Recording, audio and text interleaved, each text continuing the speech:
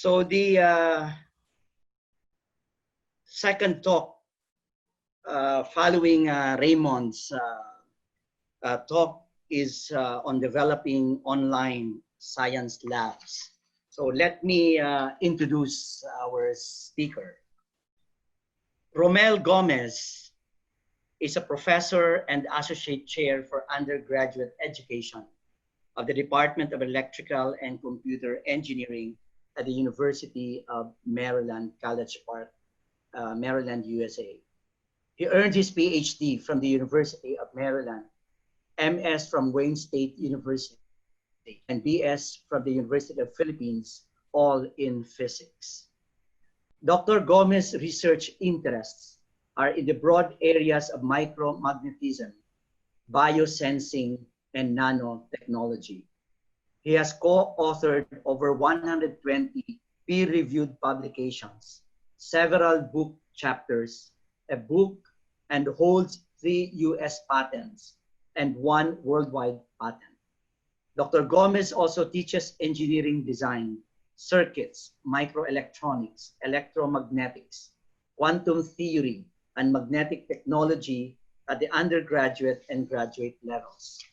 As the Associate Chair for Undergraduate Education, Dr. Gomez has helped strengthen the ECE curriculum in communications, embedded systems, cybersecurity, and power, which elevated the ECE ranking to 20th in the US, according to US News and World Reports. He is the architect of modern courses spanning freshman introductory to senior capstone design courses. He is also the lead proponent and founding director of the new Bachelor of Science in Embedded Systems and the Internet of Things under the University System of Maryland Higher Education. Dr. Gomez's awards include the George Corcoran Award for Engineering Education, the National Science Foundation Career Award, the Clark School of Engineering Kent Faculty Teaching Award, the Keystone Professorship, the Clark School Faculty Service Award, the Poole and Kent Senior Faculty Teaching Award, the PhilDev Excellence Award in Science and Technology.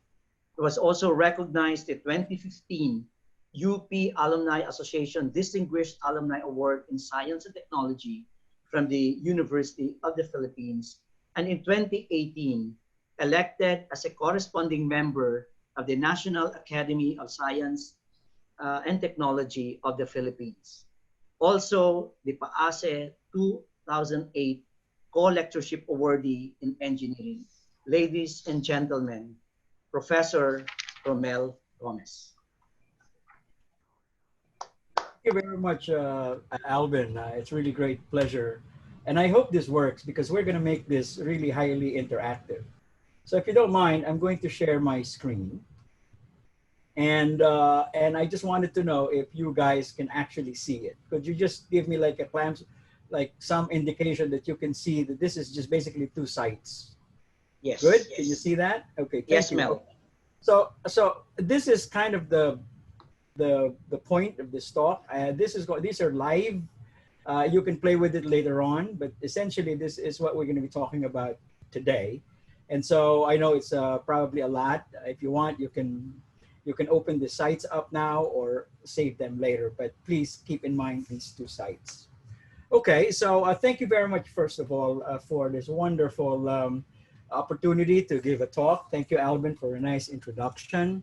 And it is really my pleasure to report to you what I believe is a work in progress, with the hopes that this project would alleviate the problem in offering laboratory courses damaged by the COVID-19 pandemic.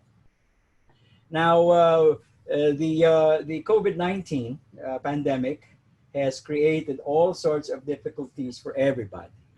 Most importantly, the university, right? So as educators, we understand the value of labs. In fact, failure to deliver labs can be existential threat to brick and mortar institutions. You would come to think of it. Why would you go to expensive traditional schools if everything were taught online anyway? Coursera, edX, other MOOCs are probably good enough. And it is also clear, absolutely clear, that the failure to provide hands-on experience is a death blow to the STEM field, particularly engineering.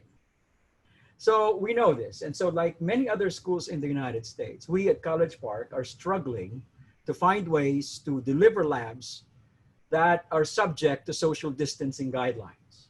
But I must confess, it has been very, very hard. Using these suggested, let's do a little math here. Using the suggested 6 feet of distance between students, we can estimate very clearly, pi r squared times 25 students, just 25 students in the lab. That will require more than 300 square meters of space. That is as big as a typical movie theater. Now, we don't have too many rooms like that at College Park, let alone labs. So what did we do? So what do people do? Well, there are a lot of band-aid solutions to the problem. Some put plastic barriers between stations, probably similar to the e-jeeps or the jeepneys that we have over there sometimes. Some even suggested to offer to extend university hours from early morning down to late at night and even weekends. But it's going to cost money because those places have to be staffed that long. Then some courses convert labs, what they call labs, into simulations. Well, there's really nothing wrong with simulations per se, but simulation is as good as a thought experiment. The results are as good as what you have in mind, and it is really not real. So a lot of these solutions are probably okay, but it is clearly unacceptable in the long run. So what we need is a long-term sustainable solution that provide even more training to the students. And so faced with this, we embarked on a little ambitious program to develop labs that students can perform at home using only a laptop or a smart device. Now, this, I believe, is a paradigm shift and a clear departure from the norm. I suspect that something like this would probably be more ubiquitous in the near future, with COVID-19 or not. So this is the backdrop. This is the backdrop of what I'd like to tell you today. So the inspiration is coming from the so-called Industry 4.0 or the fourth industrial revolution. In particular, it's also the topic of digital twins. So what is it? Well, in the fourth industrial revolution, data from machines in factories are made readily available on the cloud, which can be accessed anywhere from any smart device. So in this scenario, all of the vital signs of the equipment, Dr. Tan's processing was a very complicated one. They could actually be monitored, no matter how complex a system. It could be monitored, reported, stored, analyzed digitally. And of course, once you have all of that, you can do all sorts of machine learning algorithms that you want. Nevertheless, one way of thinking about this is that the real factory, therefore, has a twin. It's a digital twin. Its physical operation is mimicked in the digital world with extraordinary fidelity. That's Industry 4.0. Now, why can't we do this? I mean, why don't we steal somebody else's good idea? So why can't we do something like this? And so we can bring experiments from students from their homes to the lab. So we can apply this concept, develop a system that all they need, that the students, all the students need are laptops. Now, Industry 4.0 made huge investments in the digital twins technology, and we can leverage them in our application. They put a lot of money into it, mostly in the developers, the system developers, the hardware designers, and the systems integrators. They all were paid big bucks for this. Now, well, that's not our problem. After all, we are in a university and we are brimming with talent to accomplish this mission. And so I said, okay, well, let's do something like this now. So I assembled a team of students. There were people who when I announced it, there's 35 students, many very good students, of which I had a hard time, but eventually I settled on 7. And I'd like to introduce them one at a time. Let's see if it works. Hello, my name is Kang. I'm an undergrad electrical engineering major at the University of Maryland, and I've been put in charge of the hardware side of things, connecting everything, and I help with a little bit of code, and my specific interests are analog electronics.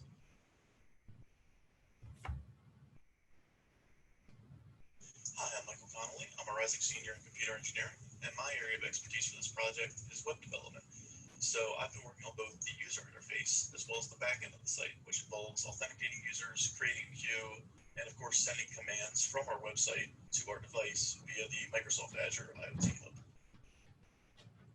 Hi, I'm Alex Mattingly. I'm a senior computer engineering major, and I'm working on programming the project's microcontroller to talk to the cloud and handle user instructions.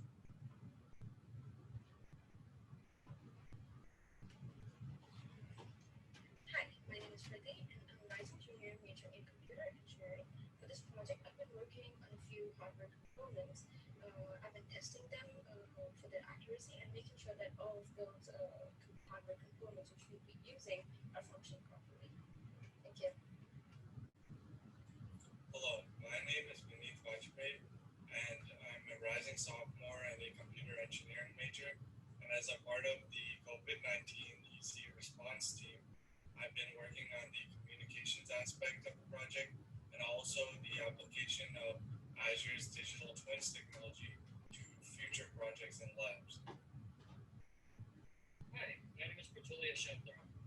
I'm a rising junior computer engineering major, and I was tasked with working on the live streaming solution for this project. Hello everyone, my name is Ibrahim Khan, and I'm a rising junior computer engineering major, and I'm the front-end developer on this project. My responsibilities include making the UI, designing the user experience, and coding everything on the front end. Thank you. Very good. Thank you very much. Now this is gonna. Hi, Okay, they're all going to talk at the same. That's okay. But still get there. Okay.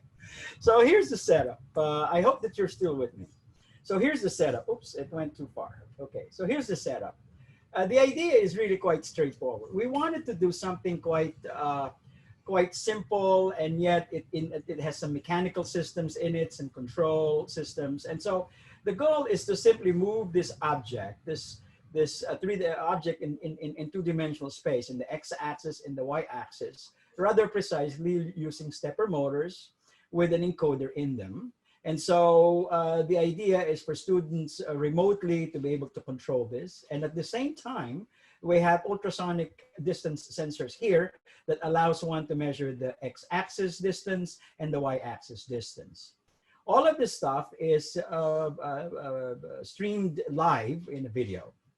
So this is an example of this is actually the system. And I am going to then ask one of the students, this equipment actually resides in one of our students' basements. And so I'd like to ask Kang if he can share the screen. So I hope this works because, okay. Can you hear me? Okay, I can hear you, yes. You can hear me? I don't have permission to share my screen. How do you, okay, is there a way to, okay. There you go, we can see it, okay. Can you like pin my video then? You Yes, can see? yes, it's there, thank you. Okay, you can see it? Okay, yes. So the system's pretty simple. Right now we just have these two here. That one's pointing in this direction. The one on the bottom is pointing in the bottom direction. And that's the distance sensors. And these switches here and there are the limit switches. So even if you have inputs that are too big, it'll just physically stop it. And then these are the limit switches for the other axis. And then these guys here are the stepper motors and the encoder combo that keeps track of our position. And then for bonus, we have this guy here. It's a portable oscilloscope. And since everything's been remote, we as I've been coding with Alex, that's how I've been kind of troubleshooting things together. Thank you very much, Kang. So as you can see, we actually developed this project also remotely. So everything about this little exercise really was a test on how can we operate, how can we do things that are meaningful, even though we are physically distributed. And we've learned quite a bit. So that's the story. Now, let me just tell you, let me just now go on to the site that I said, please memorize. Some of you, if you open the site, actually, I don't know if there had been anybody who was able to see the sites at all.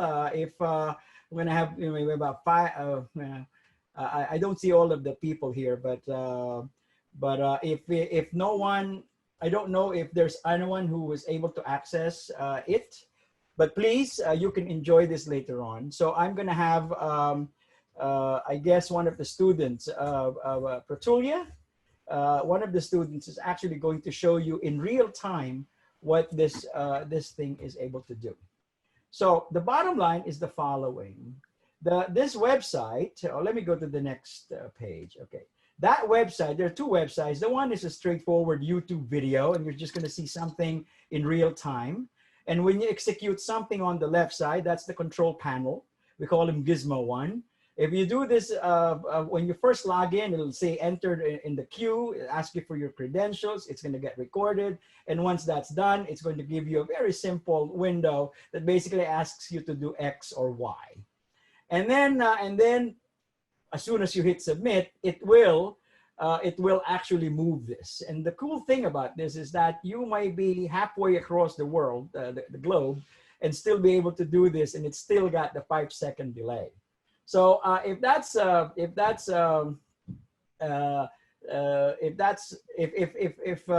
Petulia is available, Petulia, are you there? Oh yes, I'm here. Okay, so could you please give us a demonstration, a real-time demonstration of this? Unfortunately, it looks like the host has disabled screen sharing. So yeah, I don't know what else to do, but let's see. All participants. Okay. Okay. Okay. Go ahead. All right then. It should be okay. All right. Good. All right, so I've already entered in one command here. I set the X and Y coordinates both to 100. Okay. And if we look at the live stream video here, we can see that the apparatus has moved to those coordinates. And now for the sake of simplicity, we'll do -100, -100, and hit submit.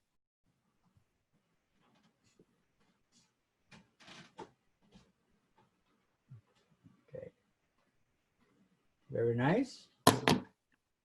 And let's say if we wanted to do something a little bit more complex.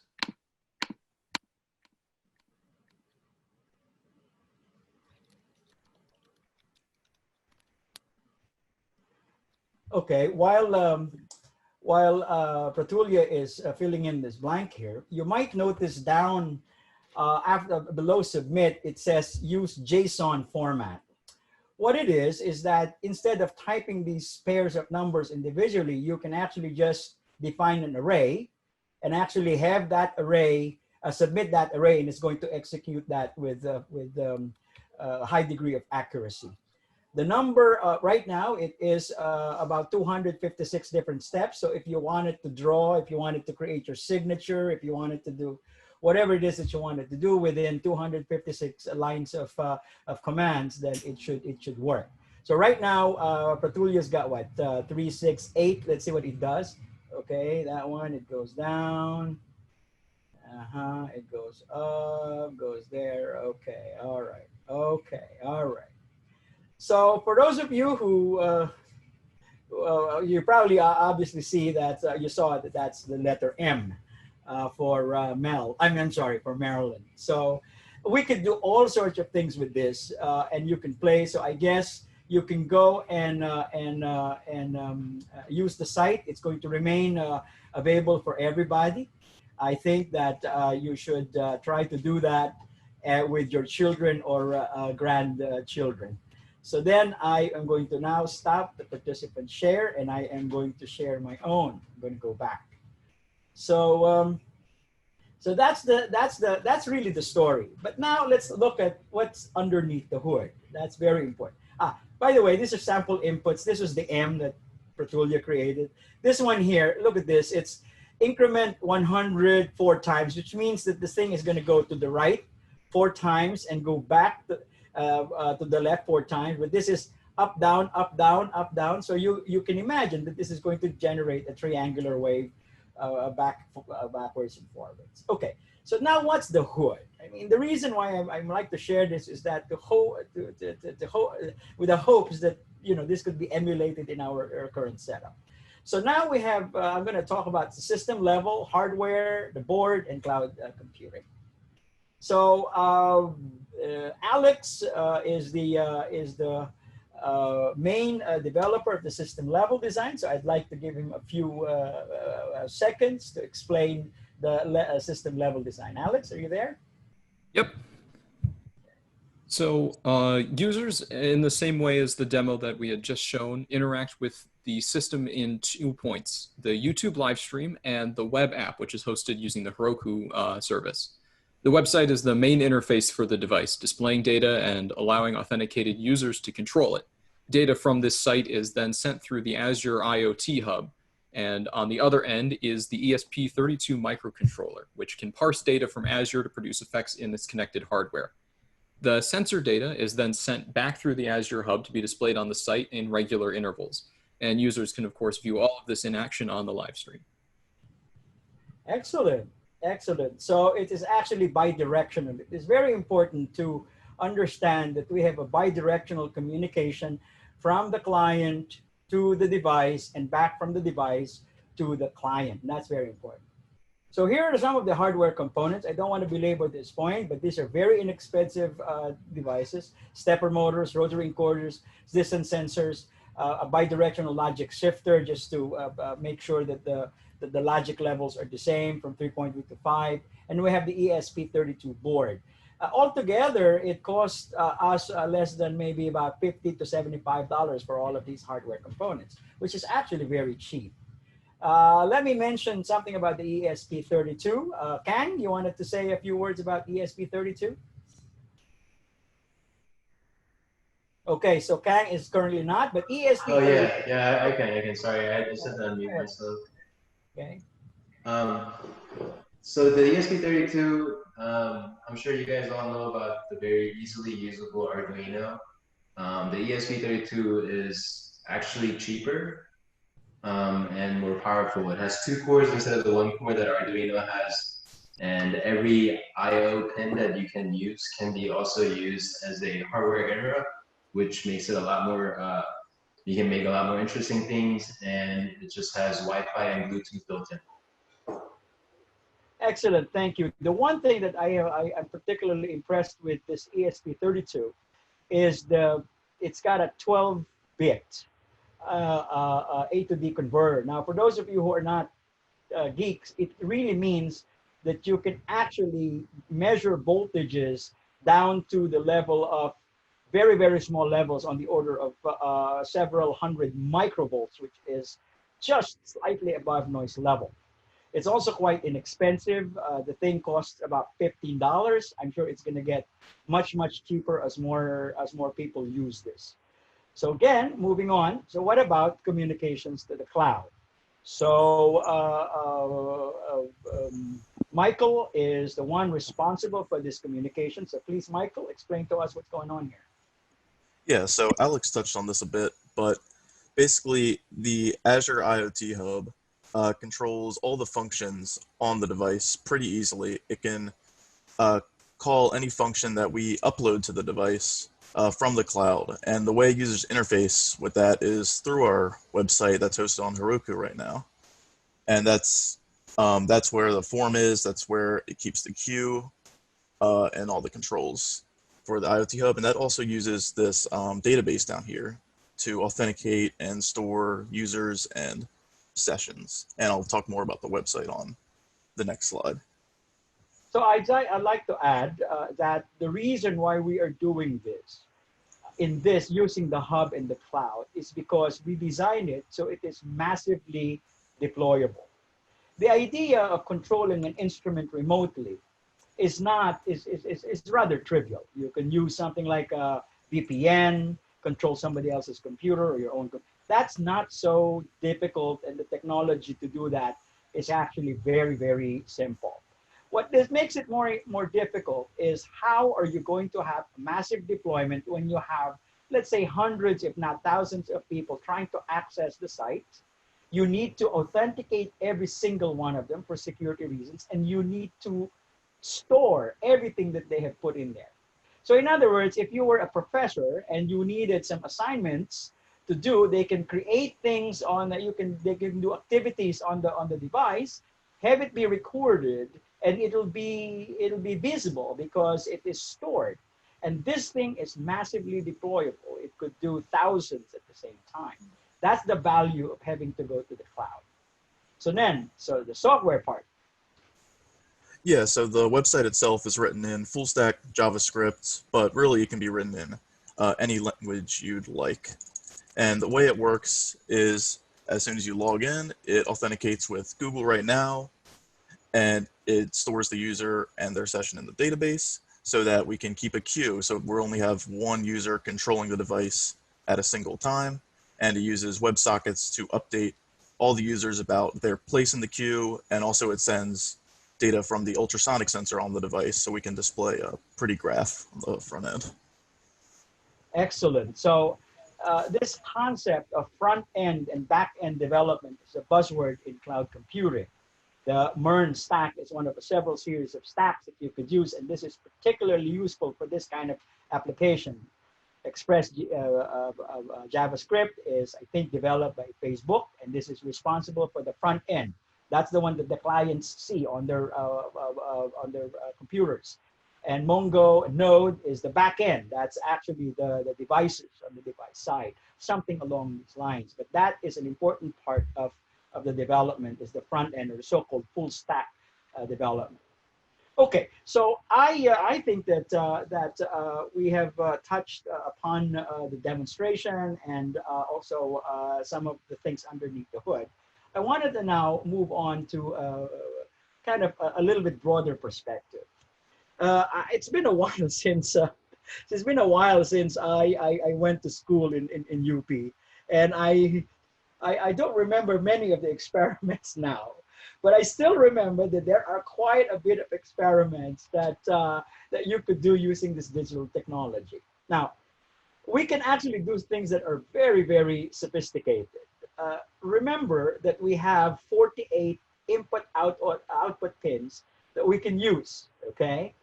The system that we have right now is 17. We use 17 pins, not even half of the pins were used. And so we can actually have far more sophisticated processes to be able to implement in labs in various fields. So in physics, we can go springs and pendulums, oscillations, optics, and interferometry, anything that you can control and actuate using electricity. That's really all you need. Now you have chemistry, biology, environmental sensing, earthquake, landslide sensing, control loops, and of course, in many other engineering fields, civil, aerospace, bio. Look, it just requires a little bit of imagination. And so this is what I wanted to impart to the audience right now. I'm hoping that we have shown you enough, and we have shown you how really uncomplicated it is to develop our own. This, I believe, is particularly suitable in the Philippine setting. Why? The hardware is inexpensive. The software licensing and cloud services are reasonably affordable. Right now, for us, it's free because, students. But I think it'll cost around the order of about $25 a month to host something and use the Azure for for universities. So it's very cheap. But we do need a few things. We need to develop competency among our STEM and engineering majors. We really need to make them be aware that computer science is just not the computer thing that you have in your laptop or your mainframe. It has to include cloud computing, and the next generation of programmers are the ones who understand how to program in the cloud, full stack developers particularly. Now, how do we do that in engineering? Well, we have in the Philippines, we have 5-year engineering. The final year is what we call the thesis project. In the United States, we call them capstone. Well, professors, why can't we assign projects that are like this with a specific purpose of deploying it to lots and lots of high schools and lots of people in the Philippines? That would be awesome. I also think that our schools and universities should really collaborate amongst each other. LaSalle might have a set of labs that they are, famous for, and they could share those resources with students from other universities, UP, etc., right?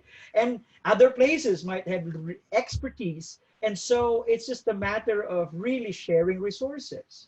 These things, as I said, are massively deployable and they can handle lots and lots of loads. So it is something that we could use in a very collaborative fashion in the Philippines. Now, with anything else, I mean, despite the fact that this is inexpensive, we need money to do it. I think we already have the talent and the skill in the Philippines, but we do need the money to develop it. And I hope that there are members in the audience who are in the leadership position to support projects like this, because I think this is essential towards the advancement of the Philippines. We should not be left behind too much. A lot of countries already are doing this intensively, Australia, China, Korea, Taiwan, and we should get in the action as well. So let me conclude, my time is up. I believe that we have a real opportunity to make an impact on science and engineering education and research. This reminds me way back when we started VISER in the Philippines. This is the Versatile Instrumentation Research for Science, Education, and Research. Versatile system. And it's right now, it's doing very well, my understanding, at NIP under the guidance of Dean Papa. Anyway, I think that we can leverage the power of the Internet of Things really to create a change, a paradigm shift in offering modern experiential training delivery, new labs. So COVID had brought us disaster. It looks like COVID, to me anyway, it looks like, I was placed in the side of the building with COVID. I mean, the side of the mountain, right? I didn't know what to go. But here's my thought. We should not really worry about falling off the cliff, okay? Instead, we should focus on how to get to the top. This is a paradigm shift. This is something that we could do, and we have reason to do it. And therefore, I believe we should do it. Okay, having said that, I think my time is up, and I am simply going to quit now and wave a goodbye. Thank you very much, guys. Thank you very much, Mel, for the excellent, I should have proposed to Giselle, this session should have been for 5 hours, I just couldn't stop Mel, speaking. And of course, Raymond, had you been, on a non-pre-recorded lecture, I could have also stopped you from speaking, excellent talks, to follow Dr. Ju's lecture, earlier.